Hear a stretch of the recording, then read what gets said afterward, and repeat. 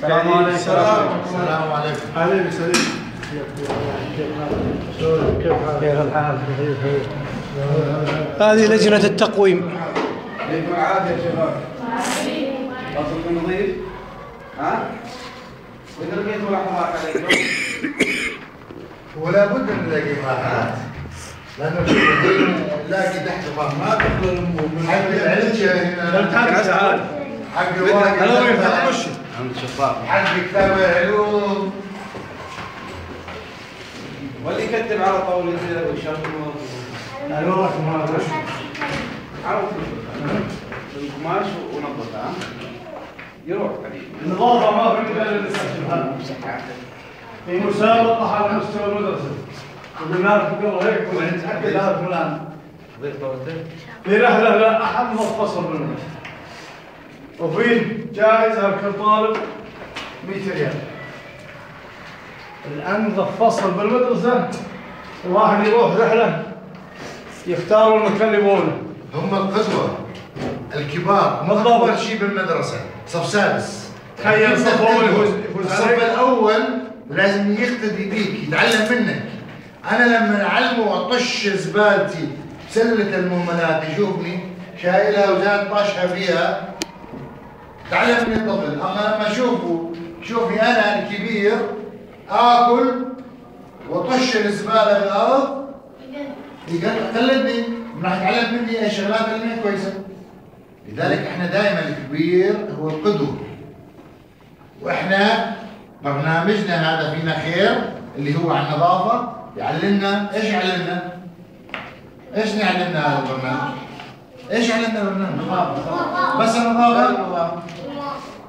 بس النظافة يا شاطرين؟ أولا يعلمنا حب التعاون. يعني أنت لما تنظف أنت وزميلك في تعاون صح؟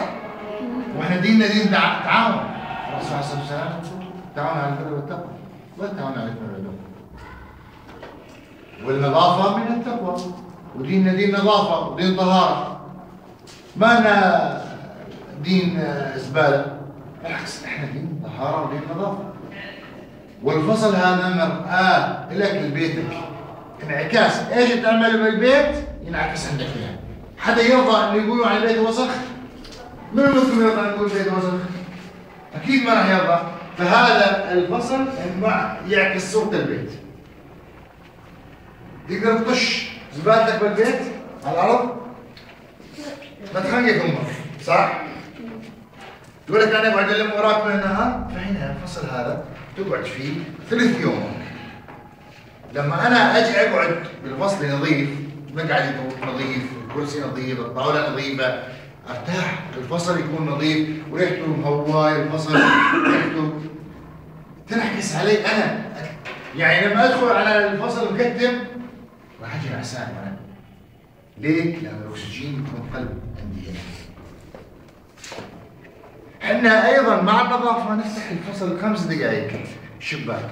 صحيح الجو بلش يبرد بس 5 دقائق ما يأثر. لو لما اطلع بين الدرسين افتح شوي الشباك عشان اغير جو الغرفه واسكر.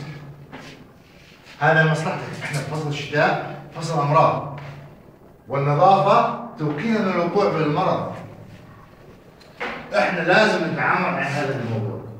وانتم الكبار القدوه تبعنا. بس النظافة تمارسونها بس بالفصل وخلاص؟ لا كل المدرسة. وين؟ كل مكان حبيبي عشت. الآن لما تمر بالشارع تلقى في حجر بالشارع اسمع على كلام الحاسين لازم تلتزمون. اي نعم يعني النظافة هذه كلام تكون نظيف. لا بس بالفصل في أي مكان يعني بالشارع بالبيت بالحديقة. الأذى من الطريق. هكذا وصلنا به الرسول عليه الصلاة والسلام. فكر سباجر احسنت حبيبي. مردود وش اسمه النظافه عليك انت شخصيا وعلى فصلك وعلى مدرستك.